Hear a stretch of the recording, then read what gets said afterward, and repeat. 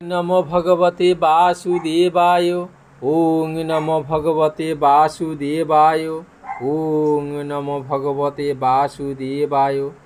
21শে আষাঢ় 6ই জুলাই রবিবার শয়ন একাদশীর উপবাস।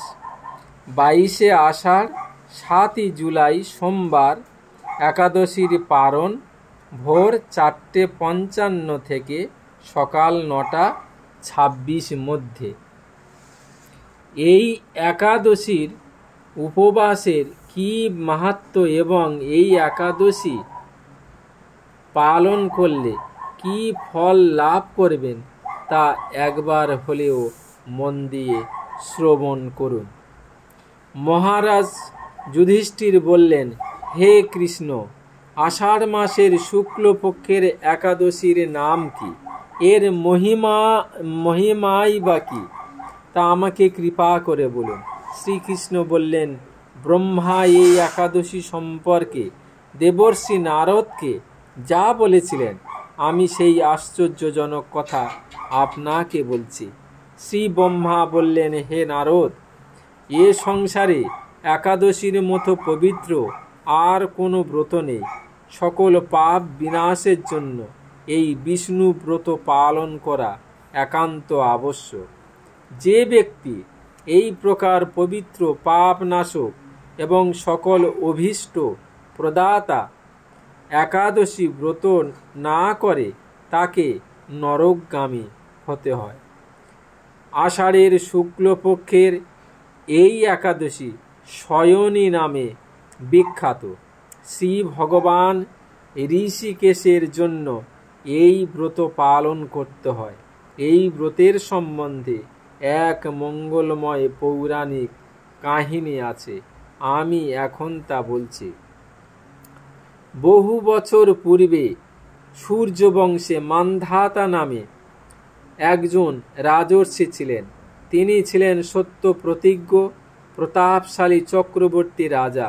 প্রজাদেরকে তিনি নিজের সন্তানের মতো প্রতিপালন করতেন। সেই রাজ্যে কোনো রকম সুখ, রোগ ব্যাধি, দুর্ভিক্ষ, আতঙ্ক, খাদ্যাভাব অথবা অন্য কোনো অন্যায় আচরণ ছিল না। এইভাবে বহুদিন অতিবাহিত হলো। কিন্তু এক সময় হঠাৎ দৈব দুর্বিপাকে ক্রমাগত 3 বছর সে রাজ্যে কোনো বৃষ্টি হয়নি। দুর্ভিক্ষের ফলে সেখানে দেবতাদের উদ্দেশ্যে দান মন্ত্রের সাহা সোয়াধা ইত্যাদি শব্দ বন্ধ হয়ে গেল। এমনকি বেদ পাঠও ক্রমশ বন্ধ হলো। তখন প্রজারা রাজার কাছে এসে বলতে লাগলো, মহারাজ, দয়া করে আমাদের কথা শুনুন। শাস্ত্রে জলকে নার বলা হয়, আর সেই জলে ভগবানের অয়ন অর্থাৎ নিবাস। তাই ভগবানের আর এক নাম নারায়ণ।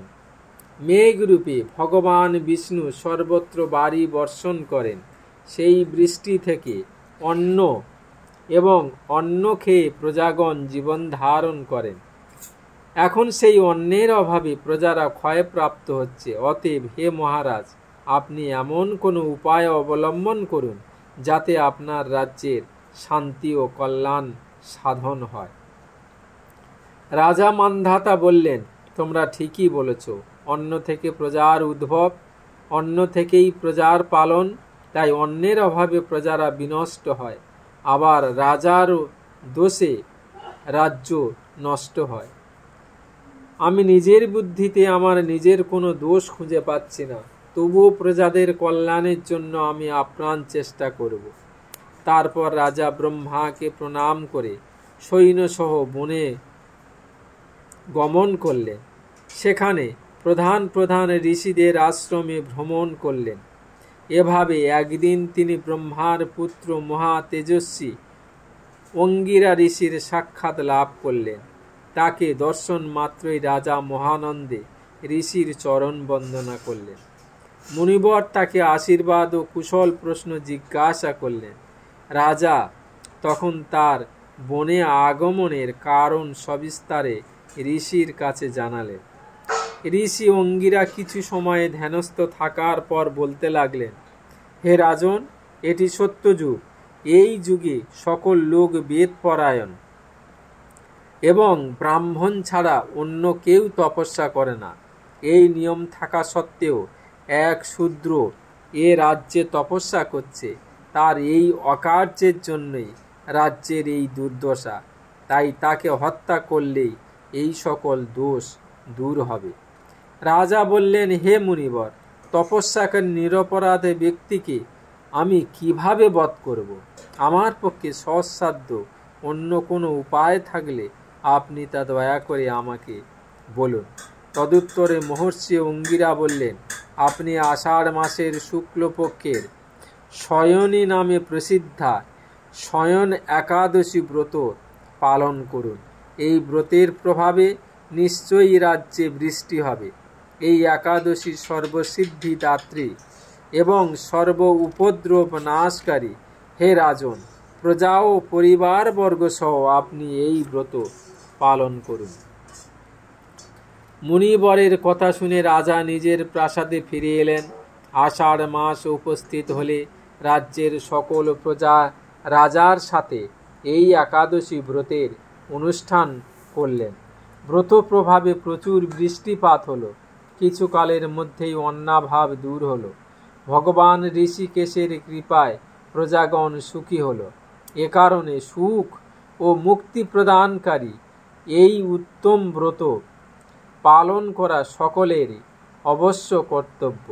ভবিষ্যোত্তর পুরাণে যুধিষ্ঠির শ্রীকৃষ্ণ তথা নারদ ব্রহ্মা সংবাদরূপে এই শয়ন একাদশীর ব্রত মাহাত্ম্য বর্ণিত হয়েছে। ওং নমঃ ভগবতে বাসুদেবায়।